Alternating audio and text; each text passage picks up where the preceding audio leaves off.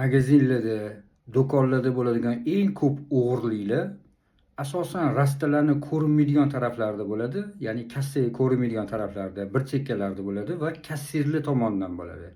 Misol uchun do'koningizga bir yosh xodimani kassir qilib olasiz. U kassaga urmasdan yoki oluvchi bilan kelishib turib, o'g'ri bilan kelishib turib, molni o'g'irlashga harakat qiladi-da. Shuning uchun kameradan ekonom qilmanglar. Mana shu kameraga sarflagan pulinglar 10 barobar chiqib ketadi. Katta magazinlarda kontrol qilish qiyin bo'ladi-da, oldi-sotdilarni. O'shaning uchun aynan kassirni kassaga qaragan tarafiga kamera qo'yinglar. Ya'ni kassirni har bir qadami kuzatuvda bo'lishi kerak. Va do'koninglarni rastalari, ya'ni bir chekkaroq rastalar, odam tovar tanlayotganligida ko'rinmaydigan rastalari taraflarga hamma yoqqa kamera qo'yib tashlanglar. Kameradan pul ayamanglar.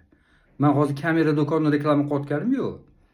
Mani tanishim katta do'konda ishlaganda, boshqaruvchi bo'lib ishlaganda eng ko'p o'g'irliklar kassir tomonidan bo'layotganligi aniqlanardi. Ya'ni kassirlar haydalaverardi.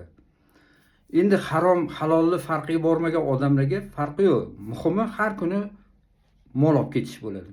Do'kondan mol yoki tovar. Mani korxonamda ham o'g'irliklar sodir bo'lganda, ya'ni maktabga pul to'langanda, dizayn maktabimga pul to'lov bo'lganda, jurnalga yozilmagan qilingan to'lovlar. O'shani evazidan menejerlar o'g'irlashga harakat qilgan. Shuning uchun korxonangizda menejer o'tiradigan joy bo'lsa, mijozlar bilan ishlaydigan, aynan kompyuteriga va o'zi ko'rinadigan qilib kamerani qaratib qo'ying. Har bir qadami nazoratda bo'lishi kerak. Har bir qadami. U o'yin o'ynab o'tiribdimi ish vaqtida, kino ko'ryaptimi yoki ishga o'zini bag'ishlayaptimi, nazoratda bo'lishi kerak. Bu diktatorlikka kirmaydi. Bu sizni korxonangizda pullarni havoga chiqib ketishini to'xtatadi. Tushuntira oldimmi? Mana shu narsaga e'tibor qiling.